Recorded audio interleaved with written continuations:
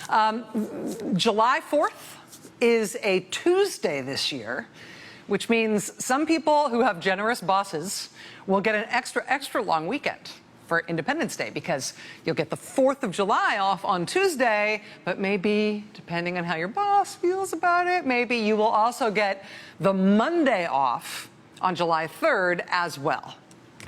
I mean, that said, even if you've got a good boss who's giving you July 3rd, unless you've got a particularly great boss, even if you do get the 3rd and the 4th off, you will probably be coming back to work on July 5th, on Wednesday. That's how the calendar shakes out this year, with July 4th on Tuesday. And by numerological magic, that is also the way the calendar shook out in 1978. Calendar fell the same way that year. July 4th was on a Tuesday. Lots of people got off both the 3rd and the 4th, but pretty much everybody had to come back at work after an extra long weekend for the 5th and the 6th, except in Denver, Colorado that year. Right after the 4th of July in 1978 in Denver, Colorado, everybody tried to come back to work on the 5th, but nobody could get to work. At least nobody could get there on time. This was the headline from the Rocky Mountain News in Colorado on July 6th, 1978. The 6th was the day after everybody was supposed to get back to work, right? After the long Independence Day weekend. You see the headline there: disabled, snarl traffic in protest. Quoting from the article, about 25 disabled persons seized 2 buses during Wednesday morning's downtown rush hour, snarling traffic and daring police to make arrests. Quote, shortly after the 8:30 a.m. takeover, police arrived, admitting they were not sure what to do. As police commanders came to assist on scene, police officers decided not to arrest any of the handicapped protesters because, as one sergeant said, quote, we don't want to be the fall guys on this. Those protesters were from a group that had been negotiating with the city of Denver for years at that point. They'd even brought lawsuits to try to advance their cause, but they were not getting anywhere through those other means. And they had basically a very simple demand. They wanted to be able to ride the bus in Denver just like everybody else, even though they used wheelchairs. They wanted to be able to ride the bus in town, especially because as taxpayers, they were paying for it. And so at 8:30 in the morning on the first day back from a long weekend, they really did shut down Denver traffic by putting themselves bodily in front of and behind city public transit buses that were completely inaccessible to them because they used wheelchairs. And these protesters didn't just do it for that first rush hour after the long weekend. They got out there at 8:30 in the morning on Wednesday after the 4th of July, but they didn't leave. They stayed out there all day blocking the buses. And then they stayed there for the evening rush hour too. And then they stayed through that, and they stayed overnight. Look at this photo of people overnight sleeping in the street. This is them out of their wheelchairs. You can see one of their wheelchairs with nobody in it is over there on the right side of the picture. You can also see they've got their signs propped up under the windshield wipers of the bus. Taxation without transportation, right? This group was not messing around. They stayed all night and all through not just the 5th, but all through the 6th. They completely messed with Denver's traffic. And then you can see this headline from the late edition on Thursday, July 6th in the Denver Post. You can just sense the relief here in the headline. Quote, having made public aware, disabled and bus barricade. The group that pulled off that militant protest in Denver in 1978, right after the 4th of July weekend, they first called themselves the Colorado Coalition of Disabled Citizens. Eventually, they changed their name to ADAPT. And they were relentless in Denver. They kept at it. Those first protests, as I said, were 1978. This is from 1981 from the Denver Post. The guy on the right, who looks a little bit like Jerry Falwell, he's the chairman of the Denver Transit System.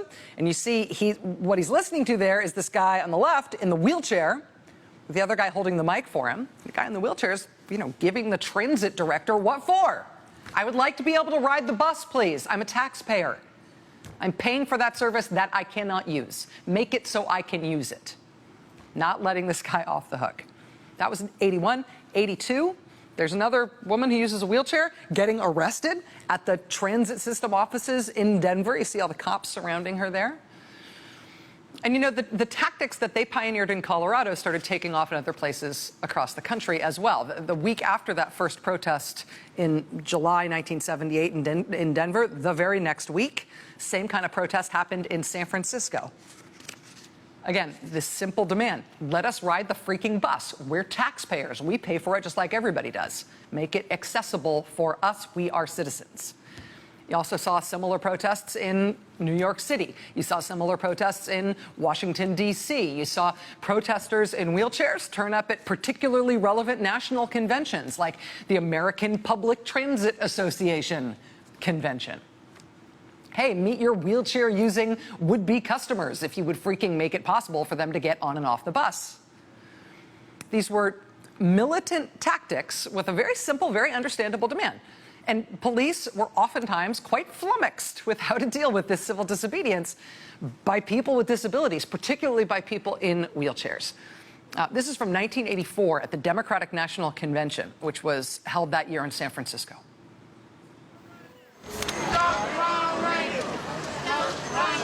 This city is pretty blasé about demonstrations, but when 50 militant disabled people took to the street in their wheelchairs, demanding their rights and sometimes disrupting traffic, it caught people by surprise.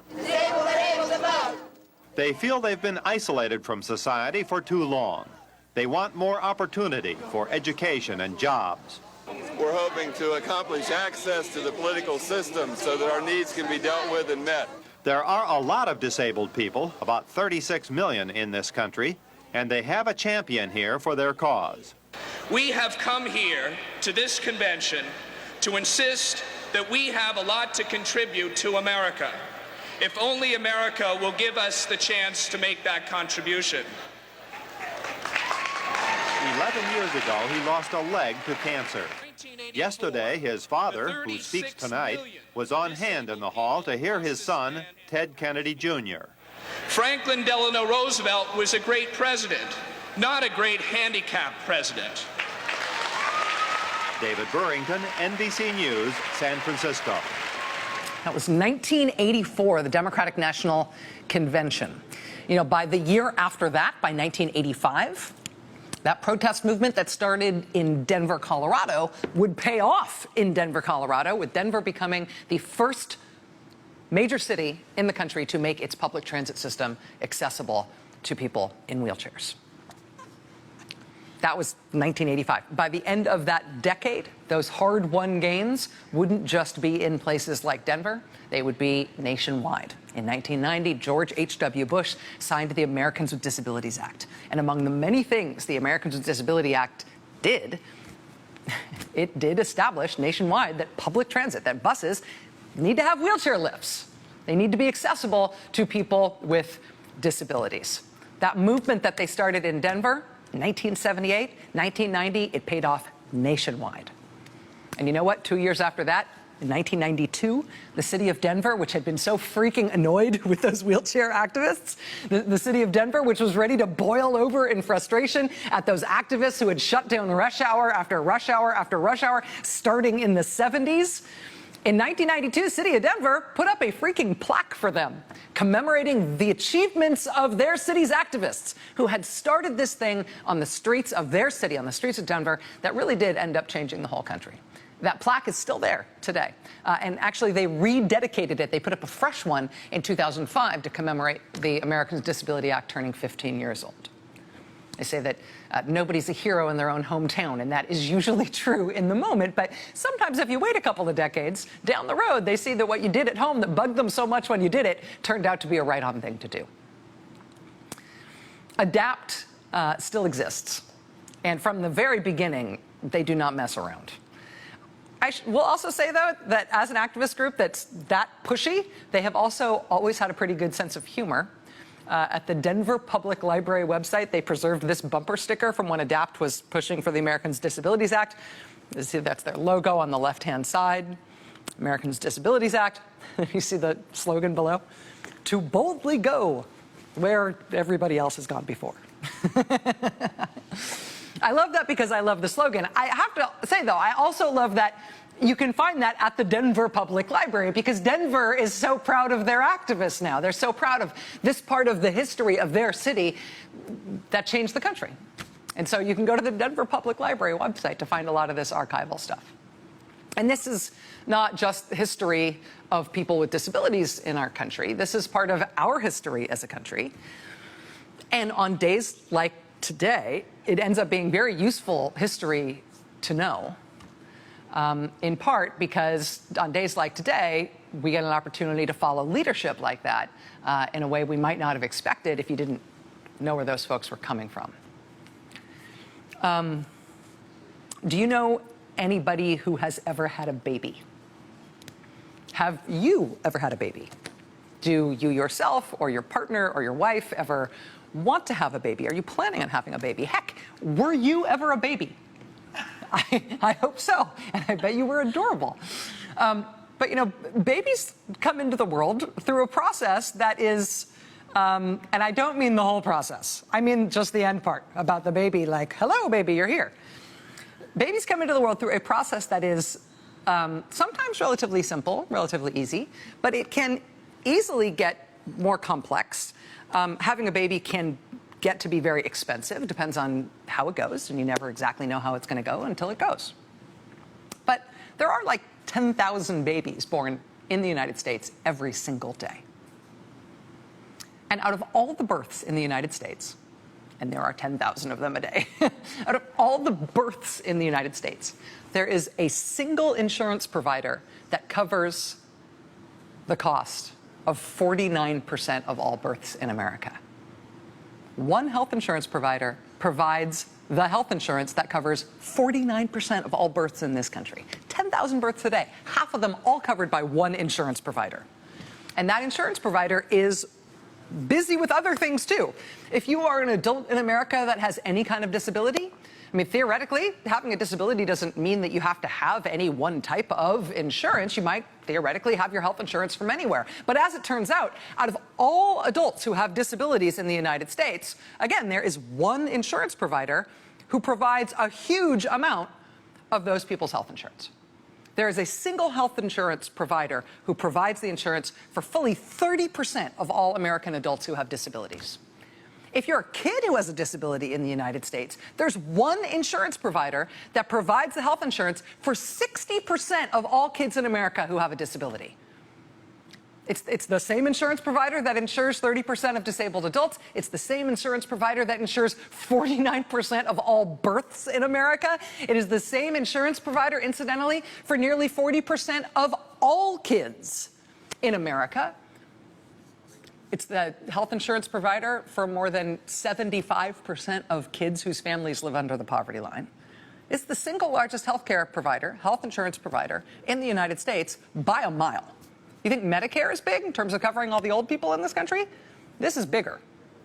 If you want to get a sense of how people have their health insurance, how many people have their health insurance through this one provider in our country, it's the population of Wyoming, Vermont, Alaska, North Dakota, South Dakota, Delaware, Montana, Rhode Island, Maine, New Hampshire, Hawaii, Idaho, West Virginia, Nebraska, New Mexico, Kansas, Nevada, Arkansas, Mississippi, Utah, Iowa, Connecticut, Oklahoma, Oregon, Kentucky, Louisiana, Alabama, South Carolina, Minnesota, and Colorado combined. Plus some. 75 million Americans all have the same health insurance. And the big health bill that the Republicans in the Senate unveiled today takes a meat axe to that health insurer. More than anything else it does. If you want to know one thing about it, let's say you want to know one good thing and one bad thing. The good thing for rich people is that it's a huge tax cut for rich people. That's one really good thing. The bad thing is it takes, as I said, a meat axe to that one health insurance provider, biggest health insurance provider in the country. Singles it out above and beyond everything else related to health care in this country. Cuts more than $800 billion out of that health insurer. That insures more than 75 million Americans in this country.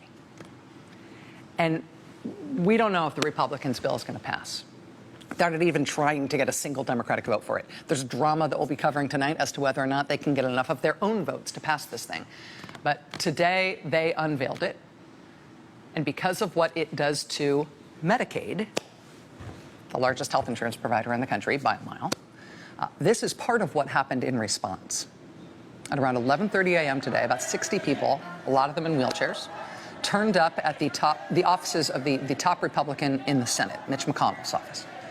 They blocked the entrance to the McConnell's office. They were chanting, "No cuts to Medicaid, save our liberty."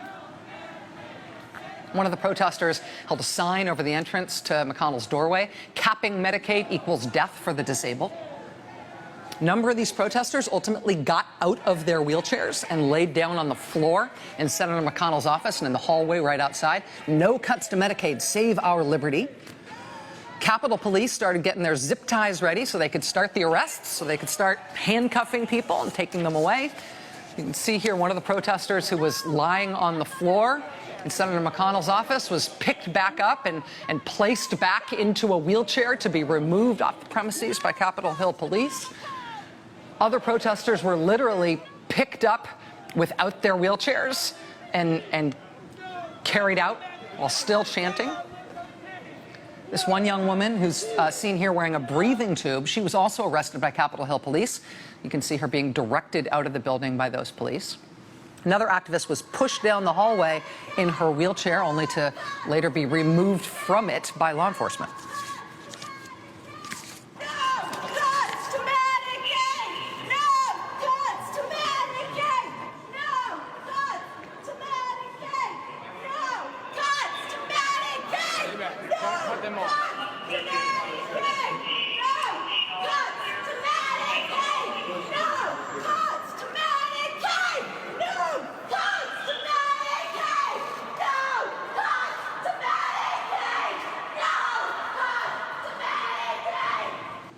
We later got this picture of that same woman. We think this is a disability rights activist named Stephanie Woodward.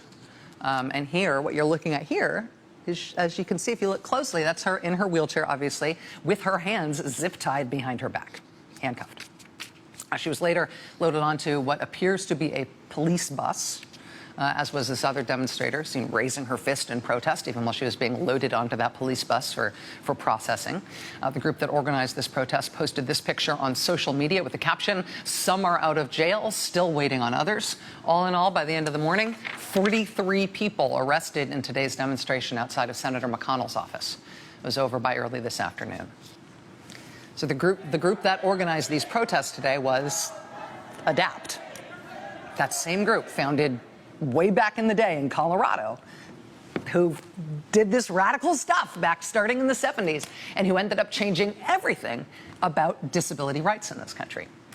And one of the things that ADAPT and other disability rights groups fought for and chained themselves to police cars for and snarled traffic for and doorstopped their senators for over all these years, one of the things they have fought and fought and fought for was for the right not to be locked up, not to be confined for their whole lives to nursing homes or to other closed institutions for the disabled just because of their disability, and specifically for want of the ability to afford help with certain things that could keep you living in your own home. Medicaid does a million things. Medicaid is literally the health insurance that covers 1 out of every 2 births in this country.